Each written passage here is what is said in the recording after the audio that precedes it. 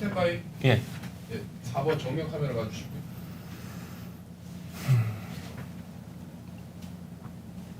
예, 여러분 안녕하십니까. 펜앤마이크의 김진기 기자입니다. 오늘은 저희가 이미 그 제목을 확인을 하셨겠지만 386대 2030이라고 하는 거창한 제목을 한번 뽑아봤습니다. 그렇지만 이렇게 거창한 제목대로 진행을 하진 않을 거고요. 이 오늘 모신 특별한 이 세 분과 함께 이 2030이 생각하는 2030 그리고 2030이 생각하는 386이 어떤지를 바로 요즘 이 시의적절한 요즘 한번 이 편하게 이 프리 토크를 나눠보는 시간을 갖도록 하겠습니다. 시작하기 앞서서 오늘 이렇게 귀한 발걸음 해주신 세 분 먼저 소개를 드리도록 하겠습니다. 저 백 대표님께서 먼저. 예, 반갑습니다. 백경훈입니다. 청사진에서 공동대표를 맡고 있습니다. 네, 그 다음에 네. 예, 안녕하세요. 청사진 공동대표와 현재 자유한국당 강남을 당협위원장을 맡고 있는 정원석입니다. 예, 그 다음에 이제 이 대표님. 네, 안녕하세요. 저도 청사진 공동대표를 맡고 있고 여의도 연구원의 퓨처포럼의 대표를 맡고 있는 이윤정입니다. 예, 저희 그 시청자분들께서는 이미 알고 알고 계실 것이지만 저희 그 백경훈 대표께서는 바로 그 몇 주 전에 있었던 그 주말 한국당 집회에서 아주 그 명연설을 하셨어요. 근데 이제 그 명연설을 하시고 나서 그 YTN의 변상욱 그 앵커께서 정말 우리가 편하게 쓰는 말로 이거 폐륜에 가까운 그런 비난을 해서 아주 이 화제를 모았었는데 왜 이렇게 폐륜적인 그런 모욕까지 당했어야 했는지 그 영상을 저희가 한번 다시 보도록 하겠습니다. 그 백 대표님께서 그 주말 그 한국당 장외 집회에서 하셨던 영상을 보도록 하겠습니다. 여러분, 분노의 바람이 불고 있습니다. 여러분, 일어납시다. 여러분, 깨어납시다. 조국의 위선이 저를 이 자리에 서게 했습니다. 386 운동권들의 무능이 저를 이 자리에 서게 했습니다. 너무도 화가 나서 죽창이라도 들어야겠기에 이 자리에 섰습니다. 오늘 제가 할 이야기는 조국과 386들에게 전하는 전상서입니다.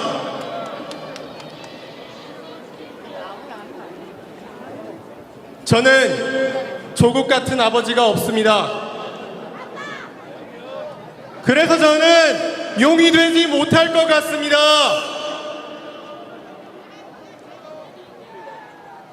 너희들은 개천에 가서 가재와 붕어와 개구리로 살라고 해놓고 자기 자식들은 특권과 반칙으로 용을 만들었습니다.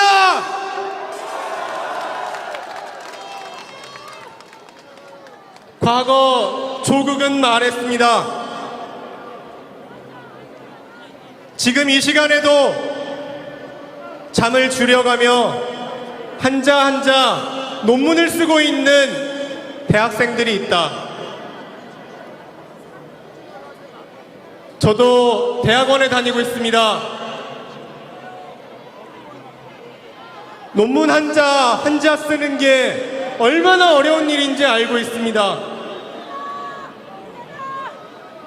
그 논문 쓰기 위해 새벽 공기 마셔가며 그 한자 한자 논문을 쓰기 위해 영혼과 청춘을 갈아 넣어가며 제 친구들과 동료들은 논문을 쓰고 있습니다.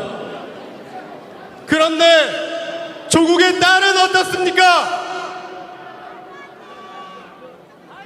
인턴 2주로 의학 논문에 제1의 저자로 이름을 올렸다고 합니다. 이게 말이 됩니까?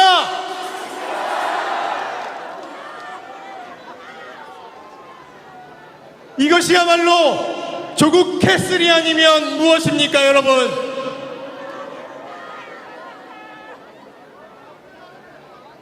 조국 후보자에게 묻습니다.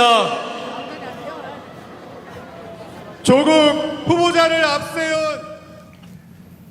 예, 그 영상 잘 보셨는데, 근데 제가 실제로 백 대표님하고 대화를 나눌 때랑 다르게 저 무대 위에서는 엄청 화가 많이 나신 것처럼 얘기를 하셨어요. 근데 이렇게 들어보면은 그 조국 같은 아버지가 제게는 없습니다라고 말씀하셨잖아요. 예. 근데 그거를 그 변상우 YTN 네. 앵커가 그 얘기를 듣고 이제 이렇게 쓴 것 같아요. 그러니까 그 어디를 지나시다가 그걸 네. 들으신 것 같아요. 근데 네. 그러니까 저도 사실 이 연단에 선다는 게 쉬운 일은 아니었습니다. 이게 그쵸. 예를 들어 이런 자리에서처럼 네. 제가 하고 싶은 얘기를 1부터 10까지 다 얘기할 수 있는 곳이 아니잖아요. 되게 압축적으로 되게 쉽게 간결하게 전달을 해야 되기 때문에 올라가면서도 사실 우려를 했습니다. 그러니까 네. 내가 이야기하고 싶은 거 다 얘기할 수 있을까 고민을 했는데 네. 또 역시나 이제 그 제가 이야기한 1부터 10까지의 내용을 다 듣지 않으신 것 같고 네. 그래서 이제 앞부분에 이제 그 내용을 들으시고는 그렇게 이제 좀 페이스북에다 그런 글을 남기신 것 같습니다. 그렇죠. 그래서 바로 그날 이제 저렇게 본인 어디죠? 저희가 트위터인가요? 트위터다가 이제 저렇게 올리신 건데 이 시각 광화문에 한 청년이 단상에 올랐다. 저는 조국 같은 아버지가 없습니다. 그래서 여기 섰습니다라고 했는데 근데 우리가 이거를 지금 다시 시간이 흘러서 읽어보면 여기 이렇게 섰다. 바로 그 여기가 저 세대에서는 중요한가 봐요. 이게 한국당 행사였잖아요. 아, 예, 맞습니다. 그러니까 그러네 그렇기도 하겠어. 반듯한 아버지 밑에서 자랐다면은 숫골 마이크를 잡게 되진 않았을 수도라고 해서 저 숫골 때문에 이제 거의 모든 언론에서도 이제 대서특필을 하고 파문을 막 일으키고 했던 건데, 그러니까 여기 이렇게 썼습니다 할 때 바로 이 장소가 중요한 것 같아요. 그렇죠? 그러니까 저게 뭐 다른 공간에서 그렇게 얘기한 게 아니라 바로 한국당 집회에서 저렇게 얘기를 하니까 숫골이라고 바로 해버린 건데, 근데 그 기분이 어떠셨어요? 숫골이라는 얘기를.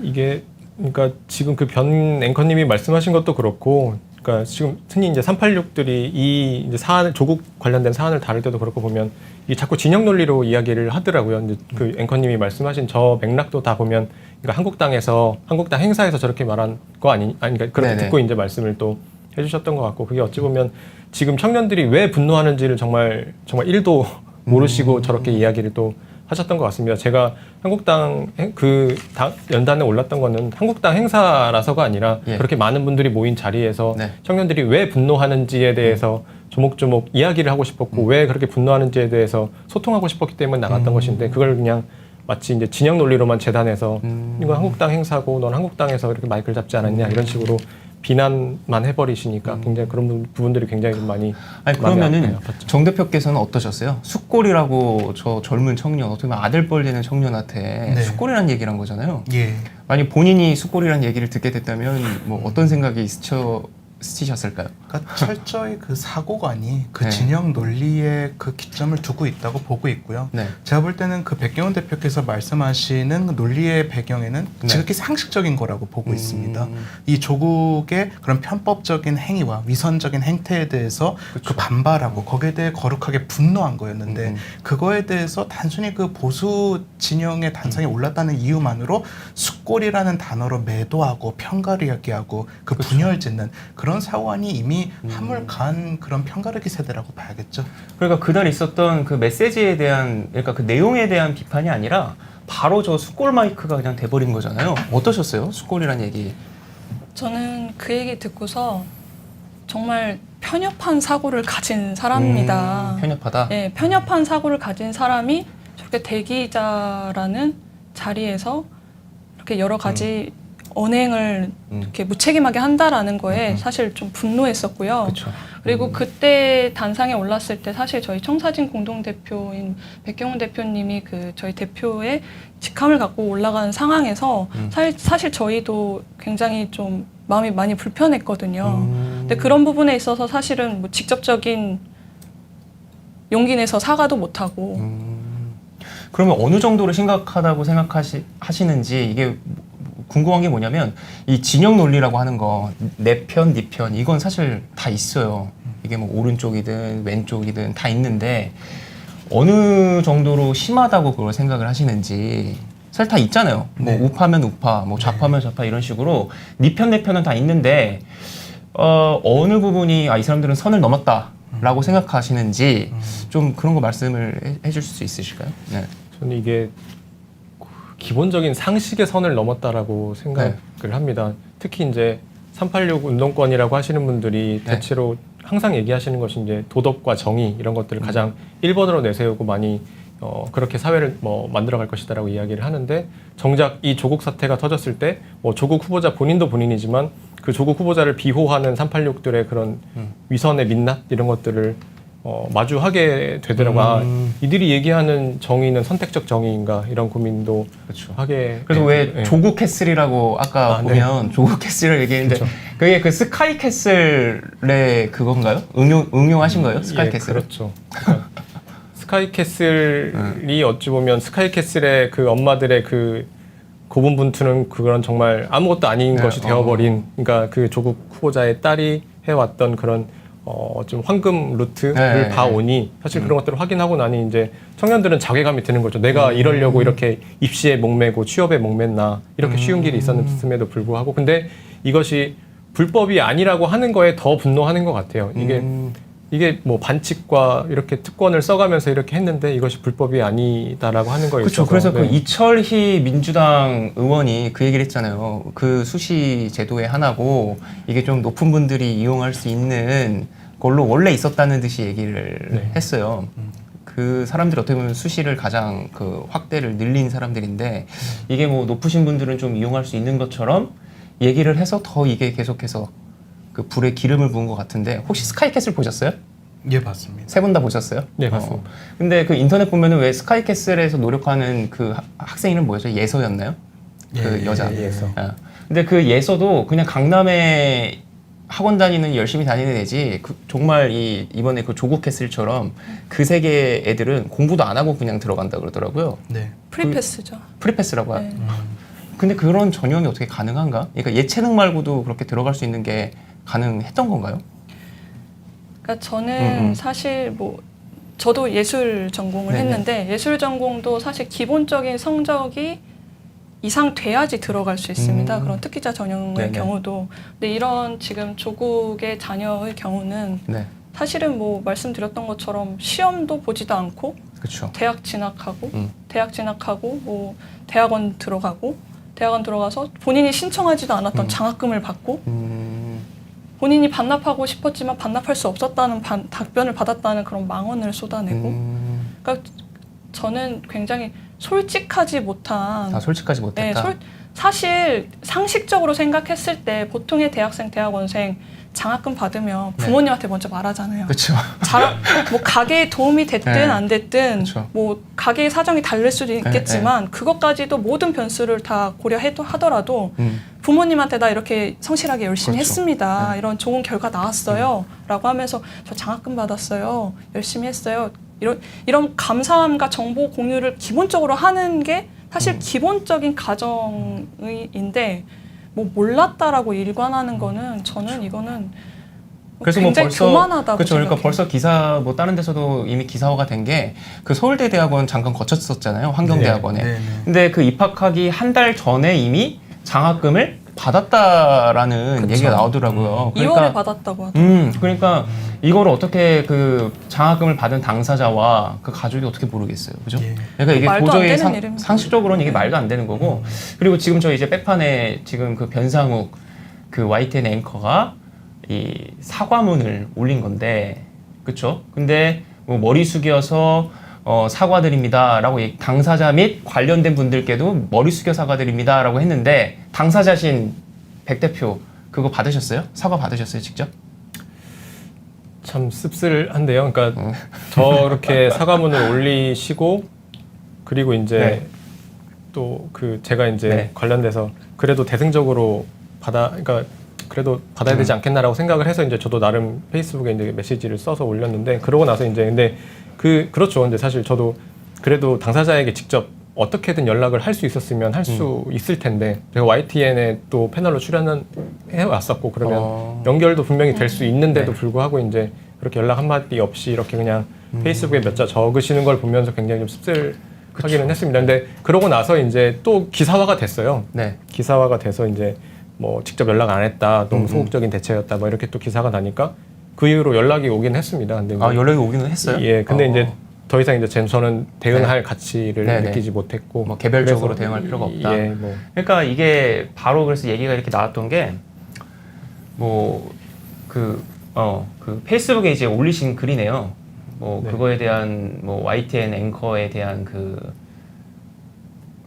대응을 저렇게 올리셨는데, 근데 이게 뭐라고 얘기를 해야 될까요? 그러니까 저는 어떻게 생각을 했냐면, 오히려 그 사과를 훨씬 더 성숙하게 받아준 게 됐잖아요. 백 대표께서 그거를 뭐 대응을 하겠다고 해서 끝까지 뭐 이런 것도 아니고, 뭐 오히려 사과를 받아들이겠지만은 앞으로 더 배려를 많이 하셨으면 좋겠다라는 얘기를 오히려 더 어른스럽게 그거를 보여줬다. 그래서 이번에 저 논란이 있고 나서 이제 그 386, 이제는 586이라고 얘기하는데 그 586에 대해서 철도 들지 않은 꼰대들이다 뭐 이렇게 얘기하잖아요. 네, 네. 공감합니다. 네. 네. 그러니까 참 이게 거꾸로 된 것 같아요. 그죠? 네, 네. 그래서 저도 그 백 대표님께서 입장 발표하신 후에 네. 저 개인적으로 이제 글을 올린 것이 이립이 이순을 이겼다라고 했습니다. 그래서 결국은 정작 젊은 세대가 오히려 품음을 받아야 되는데 네네. 저런 철없는 386 대기자를 지금 30의 이립이 그렇죠. 이순을 포용하는 굉장히 역설적인 상황이 발생을 한 거죠. 그러니까 뭐 사회 현실에 어떻게 뭐 문제가 있고 뭐 제도 개선이 어떻게 돼야 되고 하는 걸 여러 가지로 좀 못 미치더라도 그걸 기성세대에게 뭐 항의도 하고 뭐 이런 대안도 이렇게 좀 이렇게 제안도 하고 하면서 오히려 갈등을 일으켜야 되는 게 우리 같은데 네. 오히려 그쪽 세대가 저 그렇게 오히려 예. 반대가 된 것처럼 그릇이 저희가 더 크게 백경훈 대표가 더 포용했다고 생각합니다. 그분들이 보는 것처럼 세상을 선악으로 우리도 선악으로 바라보려고 하면 안 되는 것 같아요. 그런 다양성이 공존할 수 있는 사회를 네. 만드는 게 저희 어찌 보면 사명인데 네, 네. 자꾸 이제 그분들이 보는 것처럼 또 그렇게 보면 또 우리도 똑같은 괴물이 되지 않을까 싶어서 그러니까 오늘 이 대담 내지는 이런 이 토크가 참 이게 시의적절하다 하는 게 지금 저 화면에 이제 저 조국 법무부 장관 후보자가 이렇게 사진에 있는데 뭐 어제 오늘 청와대가 보여준 건 임명하겠다는 것이고 또 사상 최초로 검찰의 피의자로 출석해야 될 사람이 법무부 장관으로 이제 임명이 돼서 그래서 오는 10일 국무회의에서부터 참석을 시키겠다라는 얘기가 나오더라고요. 네, 그러니까 늦어도 9일에는 임명을 하고 10일에는 국무회의에 참석한다 이건데, 근데 지금 이게 뭐 대학 가서 뭐 서울대나 부산대 할 것 없이 지금 다 뭐 고려대도 그렇고 난리고, 근데 일절 안 듣는 것 같아요. 학생들의 이런 공정하지 않다 이런 걸 안 듣는 것 같은데 왜 이런 일방통행을 이 사람들은 어떻게 가능하다고 생각하죠? 그러니까 근본 사고 체계가 완전히 그 왜곡된 정의관의 기초에서 움직이고 있다라는 거죠. 그래서 아까 말씀하신 것처럼 철없고 편협하고 그리고 그런 왜곡된 프레임으로 선과 악을 구별하면서 접근을 하니까 결국 국익도 거시적인 안목도 나라의 어떤 발전적인 비전도 아무것도 없이 그저 자기가 원하는 대로 가는 수밖에 없는 그런 잘못된 리더십이 나오는 게 아닌가 싶습니다. 저는 네. 쉽게 정치를 하려고 해서 네. 나온 결과물이라고 생각을 합니다. 아, 쉽게 정치를 한다고요? 네, 뭔가 포용을 하고 합치려고 화합하려고 노력하는 네. 게 아니고 중장기적인 그런 시각이 아니고 지금 당장 뭐 다음 선거, 다음 재보궐에 뭔가 단발성으로 결과를 내려고 하다 보니까 이런 부작용, 이런 결과들이 났다고 생각합니다. 문재인 대통령 주변에 사람이 없는 것 같아요. 네, 인재가 없는 것 조국 같습니다. 후보자를 굉장히 믿고 신뢰하는 것 같고, 근데 이제 그가 낙마하면 더 이상 이제 주변에 또 그만한 사람을 찾기가 쉽지 않으니. 근데 그러니까 무조건 이겨야 된다고 생각을 하는 거예요. 네. 그렇죠? 무조건 상대를 이겨야 된다. 네. 그러니까 이게 어떻게 보면은 이 386들의 이 집단 패거리 문화고 그런 건데, 근데 그 정원석 대표께서 2030 세대의 특징을 먼저 좀 얘기하고 싶다고 하셨는데, 네네. 그 2030 세대의 특징이 뭐 몇 가지가 있다고 지금 하셨나요? 아, 네. 제가 그 5가지로 정리를 다섯 했습니다. 가지? 예, 5가지로 정리했는데 우선 첫 번째가 그 가치, 지향적인 특성을 말씀드릴 수 있는데 이제 그 5, 60대 기성세대와는 달리 저희 이제 20, 30대들은 굉장히 풍요로운 사회에서 이제 살아오지 않았습니까? 네.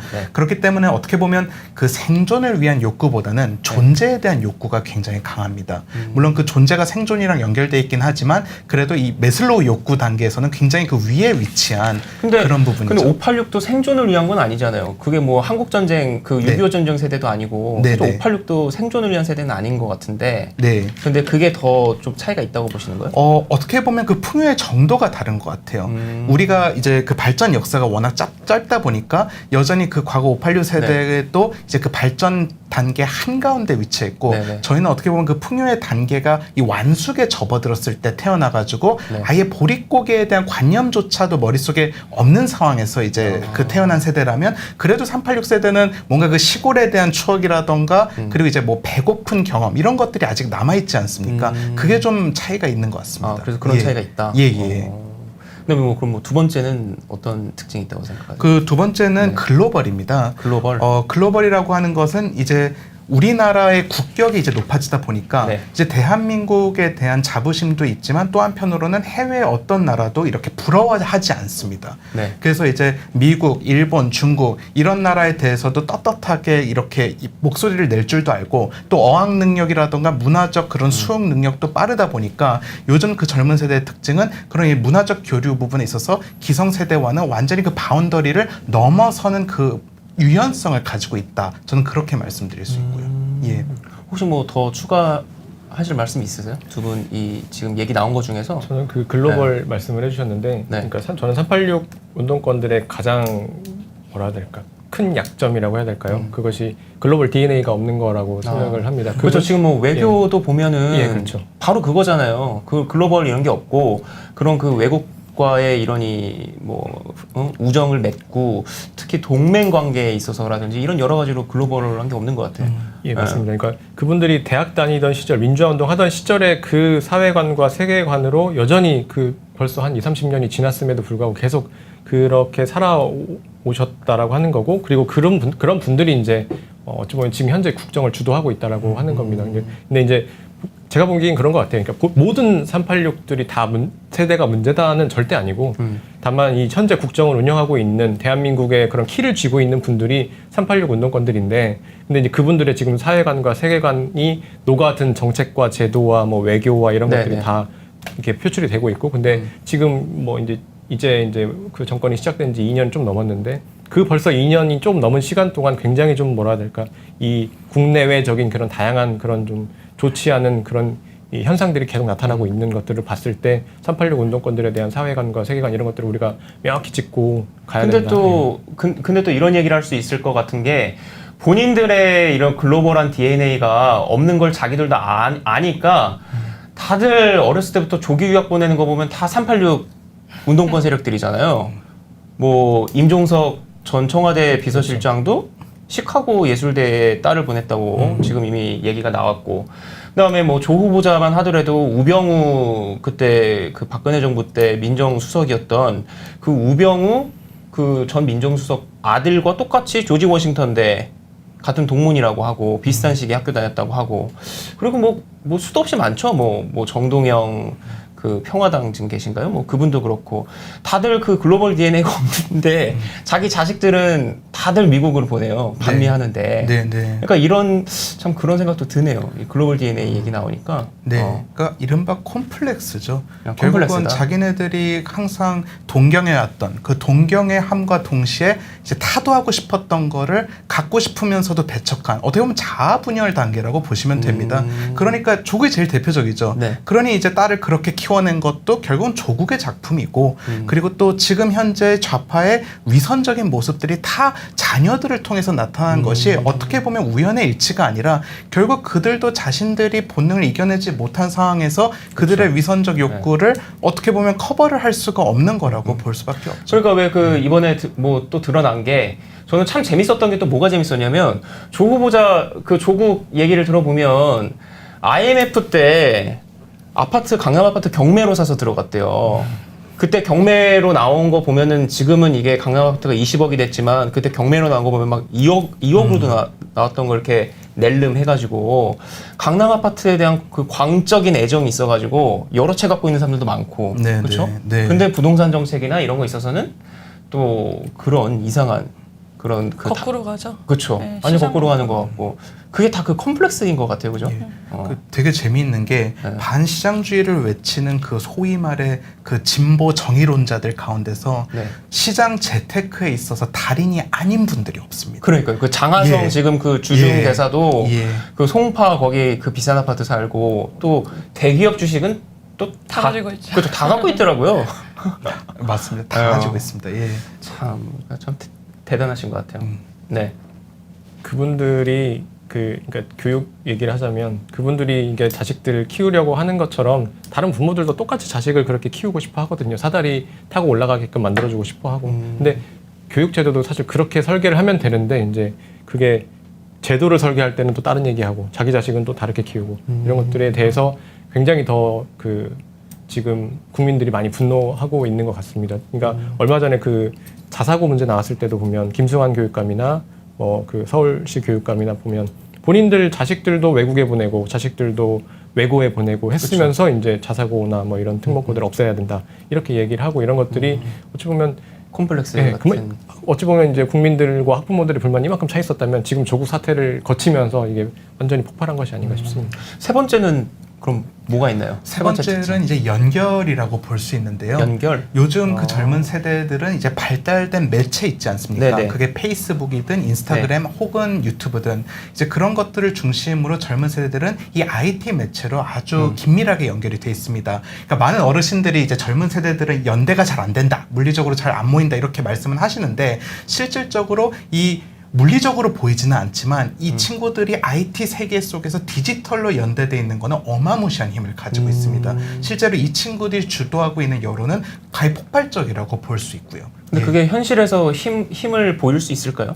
현실에서 우리가 확실하게 볼 수 있는 게 이번에 조국 사태라고 볼 수 있는데 이번에 소위 조로남불에 그쵸. 관련해서 이 조국 트위터 계정과 관련된 이 모든 그 데이터베이스 있잖아요. 조적조. 예, 이런 거. 조적조요. 어. 그걸 다 젊은 세대들이 캐서 제보를 올린 겁니다. 그래서 결국은 뭐냐면 이 젊은 세대들도 본인이 생각하는 사회 관념에 위배된다고 생각할 때는 그 IT 기술을 활용해가지고 무섭게 반격에 나설 수 있다라는 거. 그리고 그것이 가히 폭발적인 힘을 발휘하면서 여론을 반전시킬 수 있다라는 것을 보여준 거라고 볼 수 있죠. 그러니까 그렇게 연결의 차이가 386과 2030이 예. 있다. 근데 이제 386 같은 경우는 다들 서로 아는 사이더라고요. 예. 전대협 이것도 보면은 각 대학마다 뭐 학생회장 했었으면은 자기들끼리 뒷방에서 막걸리 마시면서 뭐 마르크스 얘기도 하고 뭐 그 집회 시위하는 것도 얘기도 해가면서 다 서로 학교가 달라도 그 80년대 학번인데 운동 좀 했다 하면 대부분 많이 알더라고요. 직간접적으로 다 알고 그런 직접적인 연결이었다면 지금은 아니라는 말씀이시잖아요. 예, 좀 구체적으로 말씀드리면 네. 느슨한 연결 관계라고 볼 수 있는데 지금 말씀하신 전대협은 배타적 연결 관계입니다. 결국은 자기네들 그 또래 집단이 아니고서는 누구든 적으로 규정짓고 거기에 대해서 자기 이득, 기득권만을 지키려고 하는 굉장히 이기적인 집단이죠. 그러나 20대들이 가지고 있는 30대들이 가지고 있는 연결 사회는 누구든 참여할 수 있고 그리고 크게 문제를 일으키지 않는 하에서는 공공의 어떤 공익과 발전을 위해서는 자신네들이 가지고 있는 노하우들을 충분히 활용할 수 있는 그런 발전적 모델이라고 볼 수 있는 거죠. 그래서 이번에 그것이 이제 그 조국 법무부 장관 후보자에 대한 이 국민적인 그 분노에서 또 드러났다는 그런 예, 말씀이시고 맞습니다. 예, 그럼 예. 그 다음에는 또 뭐가 있을까요? 네 번째는 다원성입니다. 다원성. 예, 그 다원성은 이제 워낙 많은 가치들을 중심으로 이제 그 자유주의 그리고 민주주의 내지는 글로벌 이런 것들이 이제 배경이 돼가지고 이제 요즘 젊은 세대들은 너무나 많은 가치들을 이제 지향을 하게 되는 거죠. 근데 이제 상충되는 것들도 있고 이질적인 것들도 있고 서로 조화가 힘든 것들도 있기 때문에 이제 이 다원성을 우리가 서로 존중하고 서로 이렇게 조화시킬 수 있는 부분에 대해서 생각할 수 있는 그런 유연성이 중요한 사회에 접어든 것 같습니다. 그럼 이제 그게 그 386하고 2030의 차이가 다원성에 있다는 말씀이시잖아요. 그렇습니다. 그럼 이제 386은 다원성이 없다? 예, 맞습니다. 아주 단적인 예를 들어보면, 이건 좀 약간 슬픈 얘기지만, 조국을 싫어하는 젊은이들이 자유한국당을 좋아하는 경우도 은근히 많지 않습니다. 맞아요. 그래서 예. 왜 우리가 예. 지금 좀 더 편하게 얘기를 하면 저도 뭐 술자리에서 친구들하고 뭐 술 먹거나 이렇게 하면 예. 지금 문재인도 너무 싫다. 네네. 지금 문재인 벌써 한 이제 뭐 1년 차도 아니고 예. 거진 이제 곧 예. 3년 차 되는데 예. 경제 정책부터 해가지고 다 보면 이미 아닌 거야. 예, 이미 예. 게임이 끝났는데 예.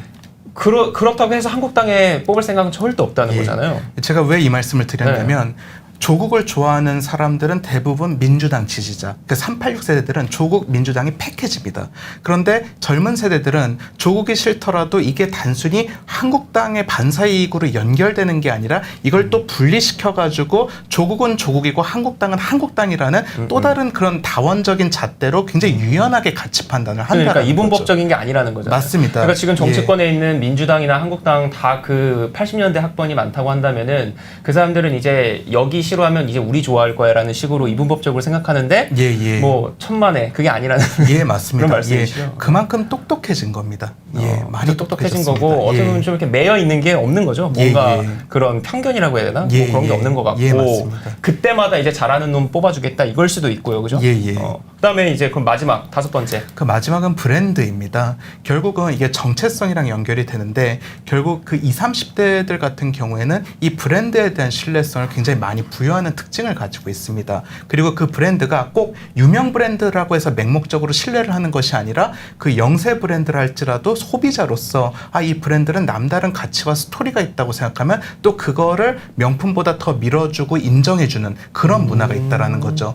그런 맥락에서 한국당이 뼈아픈 부분이 뭐냐? 한국당은 여전히 이런 브랜드 가치 부분에 있어서 20, 30들의 신뢰를 아직 온전히 회복하지 못했다라는 데 있다라는 거고, 그래서 제가 그 여의도에서 차세대 브랜드 위원회를 만든 이유도 결국 이 브랜드의 가치를 어떻게 하면 밑바닥부터 끌어내릴 수 있는지에 대한 연구를 하기 위해서 구성한 부분이라고 아니 말씀드렸습니다. 그러면은 뭐 지금 문재인 대통령도 그렇고 조국 법무부 장관 후보자도 그렇고 그럼 그 사람들은 브랜드가 뭐라고 생각하세요? 원래 그분들의 브랜드는 이제 본인들만의 정의론에 기초한 어떻게 보면 그 공정의 스토리가 브랜드였는데 그게 이번에 무너졌습니다. 공정이다. 예, 그게 결국 무너졌죠. 그냥 예. 뭐 그냥 잘생긴 미중년이라서 좋아한 거 아닌가 싶기도 한데. 뭐 생각보다 그렇게 보는 사람들도 있는데 네. 제가 볼 때는 20, 30대들은 그 구체적인 스토리에도 의외로 굉장히 민감하게 반응을 하고 있습니다. 그래서 문재인 대통령이 그 취임 때 말하지 않았습니까? 그 공정 사회를 만들겠다. 그래서 기회에 대해서 말하고 과정에 대해서 말하고 결과에 대해서 말하고, 그런데 그 모든 가치 체계와는 반대되는 모습을 이번 조국이라는 결정적 아이콘에 대해서 확인을 한 결과 20대들은 완전히 등을 돌렸고 지금 여론조사에서도 확인이 가능하고요. 그렇죠. 그러니까 이게 사실 정유라만 하더라도 승마 그 전형이었으니까 스포츠 전형이었으니까 사실 뭐 승마를 그렇게 열심히 해가지고 대학교에 지원하는 사람이 사실은 얼마나 되겠어요. 없죠. 그러니까 어떻게 보면 기회를 뭐 뺏고 했었으니까 그때 공정해갖고 분노가 일긴 했었지만 경쟁했던 그 풀이 다르잖아. 예. 근데 이번에 그 조국의 딸 같은 경우는 특목고 나와서 그리고 전형적인 그 스펙, 황제 스펙 해가지고 거의 스펙 기계 수준으로 이렇게 해가지고 네. 고려대학교 이렇게 들어갔는데 전혀 비교가 안 되는 그 일반 그 수험생들과의 경쟁에서 우월한 위치를 점한 거예요. 그 일반 수험생 말씀하셔서 제가 오늘 굉장히 중요한 거 알려드려야 되는데, 기자님 오늘 9월 모의고사 보는 날입니다.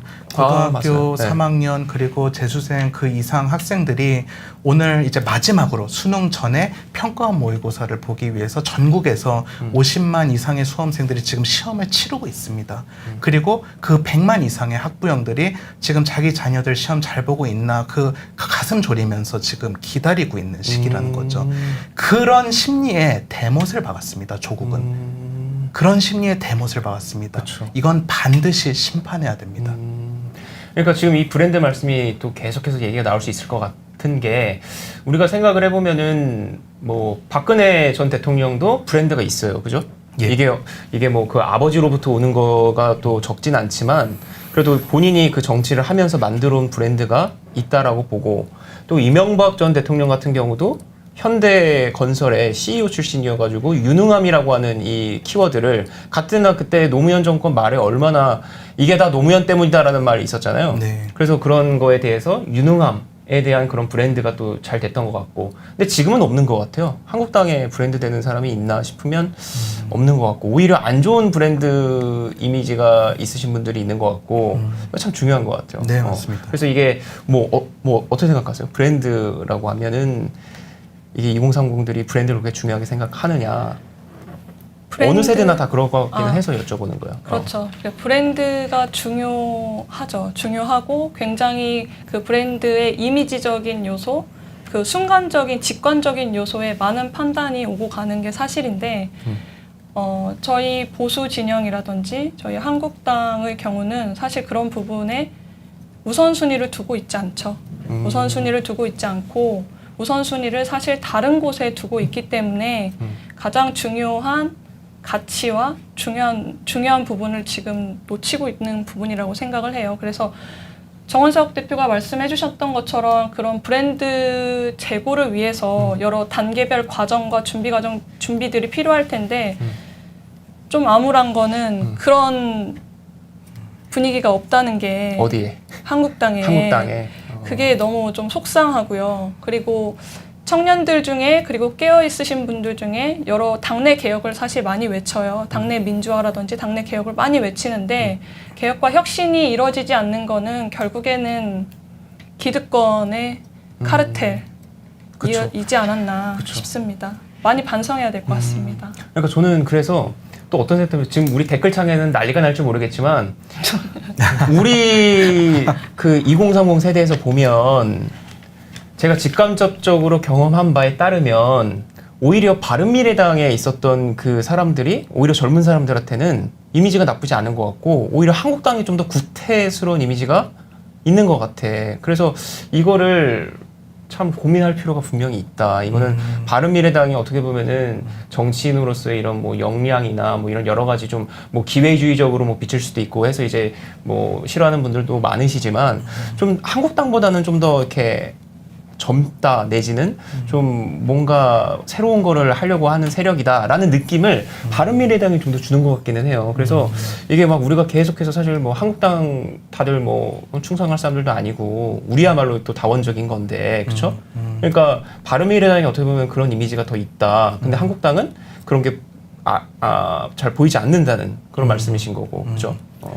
브랜드 얘기를 할 때 저는 좀 더 쉽게 얘기해 볼 수 있을 것 같아요. 예를 들어서 그 TV조선 얘기를 해도 되는지 모르겠지만 TV조선의 미스트롯이라는 프로그램이 있지 않습니까? 그 트로트? 근데 네. 저는 그거 보면서 실제로 이 보수우파 진영이 이런 프레임을 가져가야 되지 않을까 그쵸. 싶었습니다. 미스트롯 보면 TV조선 자체가 굉장히 좀 나이가 있으신 분들이 많이 그 시청을 하는 그런 채널인데 그 채널에서 어찌 보면 이제 나이 드신 분들이 가장 많이 좋아하는 트로트라는 장르를 굉장히 젊은 매력적인 사람들이 나와서 이제 부르는 거죠. 그런 것들이 이제 어찌 보면 TV조선이니까 할 수 있는 이었던 것 같고 이게 TV조선에서 프로듀스 뭐 이런 프로그램 할 수는 없는 거잖아요. 그래서 그 타겟을 대상으로 해서 봤을 때 한국당도 마찬가지로 사실 이 우리나라가 어떻게 나아가야 되는지 어떤 비전을 가져야 되는지 이런 것들이 완전히 전혀 새로운 것은 아닌 것 같아요. 우리가 앞으로 어떻게 나가야 될까? 근데 그러면 기존의 것을 잘 진화시키고 잘 변화시켜 가야 되는데 이제 그런 데 있어서 지금 흔히 이제 TV조선이나 미스트롯을 그렇게 각색했던 것처럼 그렇죠. 그래서 네. 왜 그 민주당에서 얼마 전에 대변인을 그런 식으로 뽑았더라고요. 들으셨어요?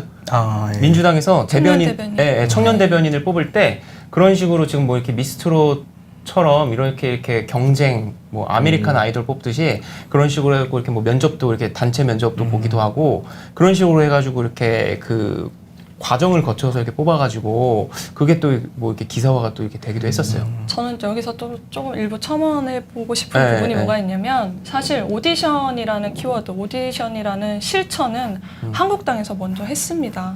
우리 여기 정원석 대표가 강남을 당협위원장으로 오디션을 뚫고 지금 입성한 케이스인데요.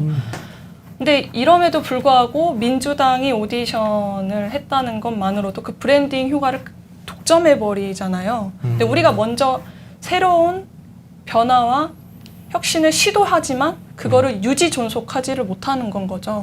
그러니까 감각은 있고 여러 가지 조언을 실천을 일회성으로는 하지만 이거를 중장기적으로 끌고 가서 우리의 브랜드화, 체화하지를 못하는 겁니다. 그러니까 이런 부분이 저는 굉장히 안타까운 사례 중에 또 하나라고 저는 보거든요. 그래서 그러니까 단발성에 그친다 그렇죠. 이거죠. 그러니까 뭔가 하려면 뭔가 저는 그렇게 생각하거든요. 신뢰가 굉장히 중요한데 신뢰라는 거는 금방 생기지 않거든요. 신뢰 금방 생기지 않고 한 겹 한 겹 계속 쌓아가다 보면은 신뢰라는 게 생기고 그러다 보면은 대화가 되면 공감이 되고 그게 또 유권자의 관심이 돼서 결국에는 표로 가는 건데 이러한 구조를 전혀 무시하고 있는 거 아닌가. 우리 당이 약간 뭐 한 번 한 번의 쇼잉으로 자기 만족하고 있는 게 아닌가. 이런 거는 정말 반성해야 된다고 생각을 합니다. 그러네요. 그러니까 참 근데 이 얘기를 들으면서 어떻게 답이 있을까, 뭐 어떤 답을 찾을 수 있을까 싶은데 참 어려운 것 같아요, 그죠? 저는 보수가 네. 반드시 이길 수 있는 전략이 하나 있다고 봅니다. 결국 뭐냐면 소위 말해 진보를 외치는 좌파로부터 보수가 승리할 수 있는 유일한 방법은 네. 그들로부터 혁신이랑 변화의 키워드를 뺏는 겁니다. 왜냐하면 그들이 지향하는 것이 바로 그 두 가치거든요. 그거를 이뤄내기 위해서 항상 정의를 외치고 공정을 외치는데 지금 그들이 주장하는 정의와 공정이 이번 조국 사건을 계기로 하나의 위선임이 결정적으로 드러났습니다. 그래서 이번에 조국은 외람된 말이지만 우리 보수계에서는 예수님 같은 존재입니다. 이거를 반드시 잡아내서 그들이 주장했던 혁신과 변화의 순수성을 완전히 헤집어내가지고 보수가 이 변화의 혁신을 이루어낼 수 있는 주체라는 것을 확실하게 각인시켜야 됩니다. 그렇죠. 그리고 또 386이라고 하는 그 3이 원래는 30대 때 이제 그렇게 진출을 한 거잖아요. 예. 근데 이제 두 번째 이제 주제로 넘어가게 될 텐데 백경훈 대표께서 준비하신 주제가 네. 2030의 눈에 비친 386이에요. 그러니까 그 2030의 눈에 386이 어떻게 비치던가요? 네.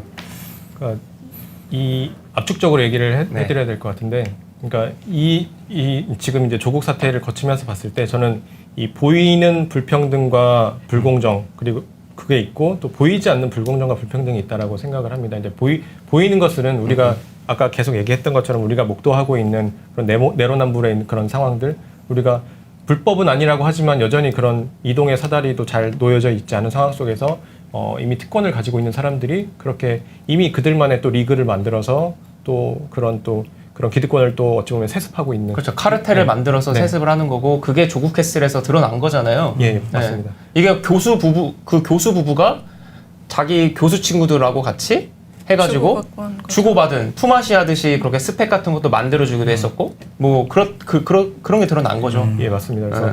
근데 이제 이 사태에 대해서 분노하는 청년들을 또 386은 어떻게 대하고 있냐, 이걸 또 살펴볼 필요가 있을 것 같은데, 아까 뭐 변앵커 얘기도 했지만 변앵커가 이야기한 뭐 숫골이나 뭐 반듯한 아버지가 없어서 그렇다라고 한 발언도 그렇고, 어떤 또 그 지모 신부님은 고려대에서 그 촛불 든 청년들한테 귓방맹이를 날려주고 싶다라는 발언을 하기도 했고, 또 유시민 씨는 또 그 뭐 마스크 벗고 나와라 뭐 이런 얘기를 하면서 이제 굉장히 청년들을 좀 조롱하는 듯이 이야기를 했는데, 청년들이 뭐 마치 이제 그런 청년들이 마치 청년 적폐인 것처럼 마치 그렇게 프레임을 또 씌우더라고요. 선과 악이다 뭐 이런 식으로 진영 논리로 자꾸 또 재단하려고 하는데, 이게 세대 간의 저는 축적된 기억이 분명히 다르다라고 생각을 합니다. 청년들은 이게 뭐 진영 논리 이런 거 다 필요 없고 내가 생각해온 그런 도덕과 정의의 기준에 맞지 않아서 분노한 것일 뿐이고, 그래서 촛불을 들었고 그래서 이야기를 하는 것인데도 이제 마치 이제 너희가 뭔가 뭐 잘못한 것처럼 그렇게 자꾸 꾸짖으려고 하고 가르치려고 하고 이런 것들이 이제 386의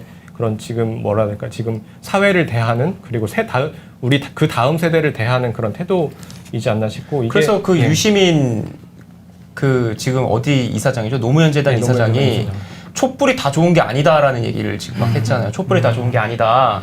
촛불이 다 좋은 게 아니라고 하면서 서울대 학생들한테 왜 마스크를 쓰고 하냐부터 해가지고 막 그런 얘기를 했는데, 그것도 그러면 이제 진영 논리 내지는 그렇죠. 그런 건가요? 선택적 정의라고 볼 수 있겠죠. 선택적 정의. 네.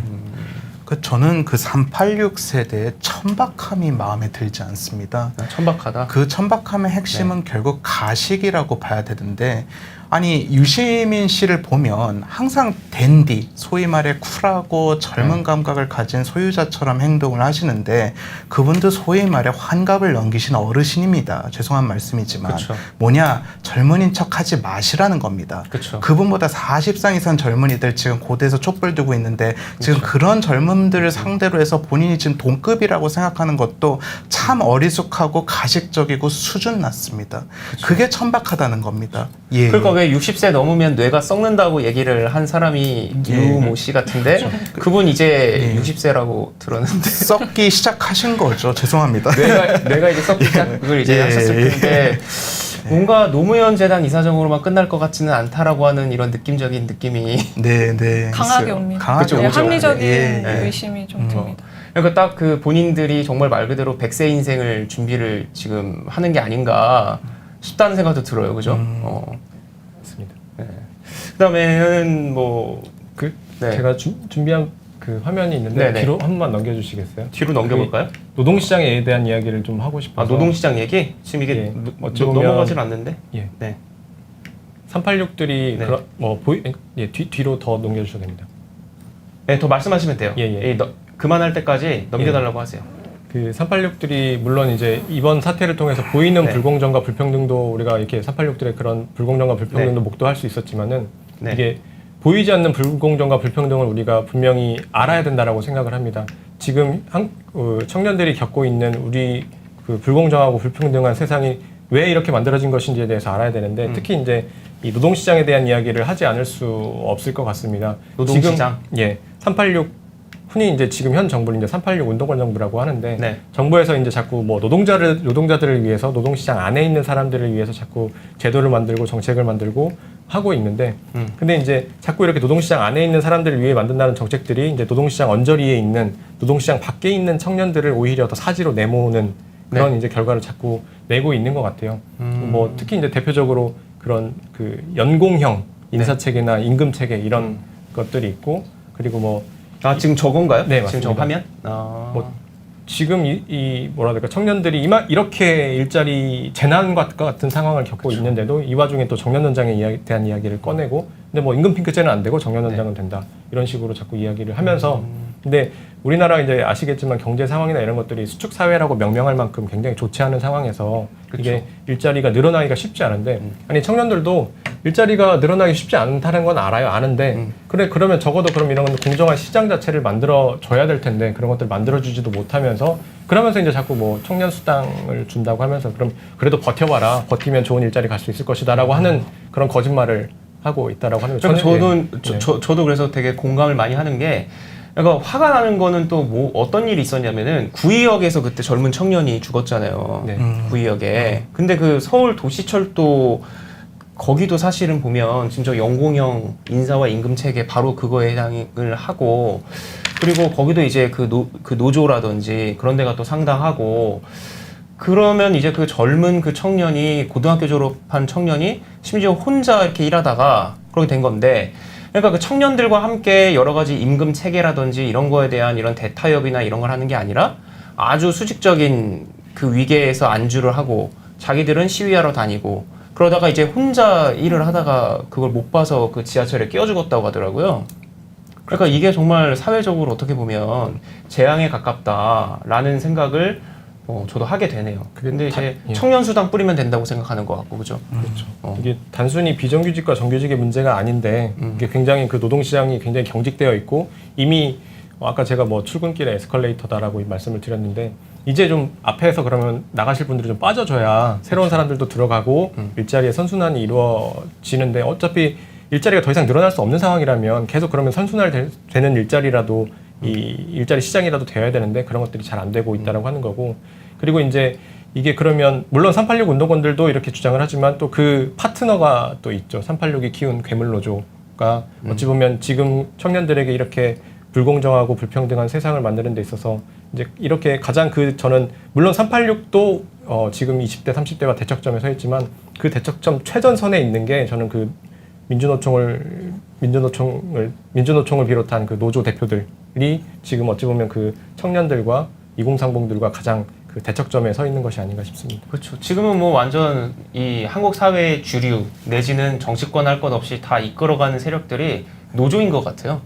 그래서 이게 정말 심하고 근데 이제 그렇다고 해서 이 2030이 노조를 만들어서 뭐 맞설 수도 없는 거고 너무나 이미 뿌리 깊은 기득권 세력이 됐다는 생각이 들어요. 그러니까 앞으로 우리가 마주할 세상이 지금처럼 우리가 전혀 지금까지 경험해보지 못한 세상에 오고 있다라고 봅니다. 뭐 AI를 비롯한 4차 산업혁명이 이렇게 오고 있는데 그러면 저는 적어도 정부가 해야 될 일은 그러니까 뭐 시장이 해야 될 일이 있고 정부가 해야 될 일이 있는데 그러면 정부가 해야 될 일의 1번은 그러면 그 개인 그렇게 일하는 개인과 기업들이 살아 숨쉴 수 있는 시장을 만들어주는 게 그 정부가 해야 되는 일이라고 보는데 그걸 가장 앞에서 맡고 있는 것이 이제 지금 현재 그 노조 기득권이라고 보고 있고 대한민국에서 이만큼 단결돼 있고 훈련돼 있고 재정을 가지고 있고 한 조직 단체가 없는 것 같아요. 그렇죠. 네. 그러니까 이게 2030 세대가 만약에 정치에 좀 관심이 없다거나 뭐 한다면은 오히려 노조와 가깝고 노조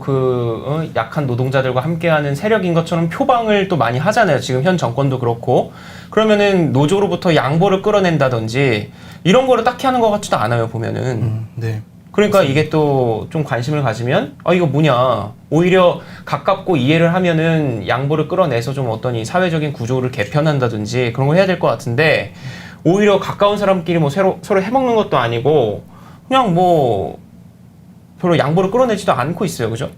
그러니까 세계관이 단순히 노사 관계에 국한되는 좁은 세계로 보는 것이 아니라 네. 이 노사를 넘어서 시장의 범위로 그리고 글로벌의 범위로 확장시켜서 노사 관계를 풀어야 된다고 봅니다. 결국 노동 유연성을 달성하는 데 있어서도 단순히 뭐 이거를 네. 자르기 쉽고 고용하기 쉬운 그런 구조로 가는 것이 또 능사는 아니지 않습니까? 또 그에 해당하는 뭐 경제 영토의 확장이라던가 그리고 사회 안정망 확충이라던가 그런 다원적인 요소들이 하나의 조화를 이뤄가지고 우리 사회가 좀 더 건강하고 안정망이 확충돼 있는 그런 구조로 가야 되는데 이 진보 세력이라 하는 쪽은 너무 외골수적으로 단순히 노사 이 관계 하나만으로 노조가 옳다라는 그런 단발적 사고로만 움직인다라는 거죠. 그래서 복합적이고 거시적이고 그리고 넓게 시장의 요소도 반영하고 글로벌의 요소도 반영하고 이렇게 해야 되는데 지금 글로벌로 따지면 외교는 지금 대참사가 일어나서 미국과의 관계도 삐걱, 일본과의 관계는 파탄, 뭐 중국과의 관계는 뭐 하는지 모르겠고 그리고 또 경제 관점에서 봤을 때는 소득주도 성장제도 내세워가지고 지금 내수 시장은 완전히 지금 무너져 내린 상황에서 대체 이 정권이 뭘 하고 있는지 저는 모르겠습니다. 그래서 지금 뭐 이렇게 뭐 평등의 역습, 386 세대 유감, 뭐 불평등의 세대 이런 거 이제 뭐 책도 나오고 지금 뭐 이철승 서강대 교수님도 지금 논문하고 책 같은 거 이렇게 냈는데 지금 386 세대가 기득권이 돼가지고 이게 지금 뭐 처치곤란할 정도로 임금과 뭐 노동시장에 이런 왜곡이나 이런 게 생겼다 이런 건 좀 나오고 있는데 그렇다면 이제 우리가 불만만 얘기할 게 아니라 뭐 이거를 뭐 싸워야 된다든지 어떤 뭐 그 개선을 위해서 나서야 될 것 같은데 뭐 백 대표께서는 뭐 생각을 그런 건 하고 계신가요? 네. 없는 기회라도 만들어서 없는 기회라도 만들어서 해보고 싶고 그래서 사실 저희도 이렇게 청사진이라는 모임을 만들어서 운영을 하고 있고요. 그러니까 결국에는 이게 뭐 결국에 국민들에게 보여지기에 옳냐 그르냐의 문제보다는 저는 그만한 매력이 있냐 이걸로 보여줘야 되는 것 같습니다. 근데 이제 현재 뭐 사실 뭐 민주당도 그렇고 한국당도 그렇고 이제 여전히 그런 예전에 그런 브랜드를 벗어나지 못하고 있는 그런 상황이기도 하고 지금 조국 사태를 거치고 하면서 분명히 20대, 30대 특히 이제 젊은 층의 지각 변동이 온 건 사실이거든요. 그러면 이들을 어떻게 이 미래 세대를 어떻게 흡수할 것인가? 어떻게 이 미래 세대에게 그러면 우리나라가 나아가야 될 비전은 이것이다라고 분명히 보여줄 수 있어야 되는 것 같습니다. 이번 총선에서 그러니까 다음 총선 그러니까 내년 총선에서도 보면 그런 것들에 대한 비전, 컨텐츠 이런 것들을 분명히 보여줘야 되는데 여전히 이제 민주당이든 한국당이든 기존의 것을 가지고 기존의 사람들이 그 기득권을 놓지 않는다라고 한다면 답은 없다라고 그렇죠. 보여지죠. 그러니까 이게 386도 결국에는 그 3이 30대 때 정치도 하고 그렇죠. 이렇게 한 거니까 이제 30대들도 나설 때가 되긴 분명히 한 것 같아요. 말씀해 주셨던 것처럼 30대 정치, 사회, 경제에 이미 큰 수혜를 받았던 사람들이 그렇죠. 20년간 지금 계속 그 자리를 꿰차고 있는데요. 그렇죠. 아직도 30대라 생각하고. 그렇죠. 그러니까 내년이면 정치 환갑. 예. 그러니까 그런 부분에 있어서 저희 밀레니얼 세대들도 목소리를 내야 될 당위성이 더욱더 선명해지는 거고요. 저희들이 여러 가지 뭔가 좀 더 진취적으로 실천할 수 있는 부분은 실천을 해야 될 시기가 온 거라고 생각을 합니다. 대학가의 뭐 촛불 문화가 이제 점점 시작되는 거를 좀 초석을 삼아서 여러 다른 청년 단체들, 저희 청사진뿐만 아니라 여러 시민 단체들이나 시민 청년 단체들이나 아니면 정당의 청년들이 바른 목소리를 좀 내야 된다고 생각을 합니다. 그러니까 그 목소리를 계속해서 키워나갈 필요가 분명히 있고 예. 30대가 이제부터 그걸 이제 시작할 때라는 건 분명한 것 같은데 예. 참 그런 뭐라고 해야 되나 형성을 해야 된다 그럴까요? 이런 어떤 그 에너지를 모으는 것도 분명히 필요한데 예. 이게 너무 뿔뿔이 좀 흩어져 있다라는 생각이 저는 많이 들어요. 그러니까 저는 오히려 지금이 기회라고 생각합니다. 항상 기회는 위기 속에서 나오는 거고 지금 뭐 보수를 둘러싼 그리고 국가적 위기 속에서 저는 이 젊은 층에 대한 그리고 어떻게 보면 유연한 사고에 대한 니즈가 지금 보수 정치권 안에서 굉장히 크게 요구가 되고 있습니다. 그래서 이런 것들을 충족시킬 수 있는 새로운 신진 발굴이 적극적으로 뒷받침되어지고 그리고 또 당 내에서의 그에 상응하는 혁신과 내려놓음이 확실하게 진행이 된다면 그 중국이 어떻게 보면 농경 사회에서 디지털로 확실하게 이렇게 그 발전한 케이스로 볼 수 있지 않습니까? 어떻게 보면 한국당도 그 지금의 2.0 단계에서 3.0을 거치지 않고 4.0으로 전환만 잘할 수 있다면 지금의 좌파 집권 세력을 일거에 몰아내고 저희들이 다시 이루어낼 수 있다고 생각하고 있습니다. 그러니까 요즘 이제 그 조국을 계기로 해서 이 지금 문재인 정권 정말 이 386, 586 정권이고 1086 정권이다. 라고까지 이제 어떻게 보면 그 실체가 아주 노골적으로 드러나서 이게 저도 상당히 고무적으로 생각을 하는데 근데 이게 지금 저 그 실시간 댓글창을 제가 보면 저희가 이렇게 386과 2030을 편가르기 하려고 한 게 아니라 이번 그 조국 사태가 주는 게 단순하게 조국 일가만의 문제가 아니라 뭐 시작부터 말씀을 드렸지만 바로 그 386 세대가 갖고 있는 이중적인 위선을 포함해서 이게 다 그 난맥 사항들이 드러났고 그리고 그게 지금 조국 법무부 장관 후보자만이 아니라 지금 현 정권에 있는 주요 인사들이 사실 알게 모르게 다 저렇게 비슷한 본인들의 재산 형성이라든지 이런 뭐 학벌 자본, 학력 자본을 갖는 거라든지 다 공유하고 있을 거예요. 비슷한 그런 그 양태를. 그렇지만 특목고는 뭐 없애야 되고 자사고 없애야 되고 지금 저희 펜앤마이크에서도 자사고 없어지는 거 가지고 기사를 계속 이제 쓰면서 보도도 하고 있고 그걸 이제 법원이 또 막아가지고 좀 스탑이 된 데도 있고 근데 그런 특목고들을 지금 자기 자녀들은 다 입학을 시켜서 얼마 전에 뭐 그 조정래 소설가도 손자가 용인외고고 유시민 씨도 딸이 용인외고 나서 서울대 들어갔잖아요. 맞습니다. 그러니까 네. 다 이런 것부터 해서 이게 문제는 386, 바로 18.6이다. 조국의 문제가 바로 18.6의 문제로 가야 된다. 라는 얘기를 하다 보니까 이제 저희가 우리가 이해하는 386이 어떤지를 얘기를 한 거고, 그 다음에 이제 이윤정 대표께서 이제 말씀을 주실 마지막 주제가 그렇다면은 2030과 대화하는 법. 이게 이제 뭐냐는 거죠. 그죠? 386과 2030이 이제 대화를 해야 되는데, 그래서 그 대화되는 그 세대 간의 연결을 통해서 지금 386 운동권을 어떻게 보면은 뭐 몰아내야 된다든지 아니면 맞서야 되는 그런 상황이 이제 오고 있는데 뭐 대화하는 법이 뭐 따로 있습니까? 뭐 딱히 뭐 명료하게 딱 나와 있는 건 아닌데 이제 네. 제가 조금 공유를 해보고자 한다면 네. 우선 저희 그 밀레니얼 세대들의 특징 포인트를 좀 짚고 가긴 해야 될 것 같아요. 네. 밀레니얼 세대들이 결국에는 좀 가성비 세대다라고 표현을 할 수 있을 것 같은데 네. 그러니까 가심비와 같은 그러니까 뭔가 자기 본인한테 정보적인 이익이나 여러 가지 도전이나 기회가 열려있는 기회가 오거나 아니면은 재미가 있거나 이 두 가지의 가치에 있어서 여러 가지 결정과 선택을 하는 세대입니다. 이런 세대들을 대상으로 이제 뭔가 대화를 시작하고 이어나가면서 뭔가 문제점을 해소하기 위해서는 세 가지 포인트가 있다고 생각을 합니다. 그 대화를 하기 위한 어떤 방법, 매뉴얼 같은 거가 뭐 3가지 정도 추려진다 이거요? 제가 생각하기에는요. 네. 네, 근데 첫 번째는 이제 말하기보다는 좀 들어줘라라는 말씀을 좀 드리고 싶은데요. 그러니까 결국에는 뭐 계속 뭐 이래라 저래라 이건 아니다 이건 네. 선이다 악이다 이렇게 지적하고 이렇게 가르치려는 그러한 논조보다는 그러한 태도보다는 지금 너희들이 어떤 생각을 하고 있고 어떤 환경에 놓여져 있고 그리고 어떤 게 가장 고민이고 어떤 걸 가장 우선순위로 해결하고 싶은지에 대해서 계속 들어주다 보면 공감대 형성도 될 것이며 문제 파악도 될 거고 거기에 대해서 이제 답도 나올 수 있다고 저는 생각을 합니다. 그리고 두 번째로는 이해해 보려고 입장을 바꿔 고민을 해봐야 한다고 생각을 합니다. 그러니까 보통 패턴이 이런 식이더라고요. 뭐 나 때는 이랬어.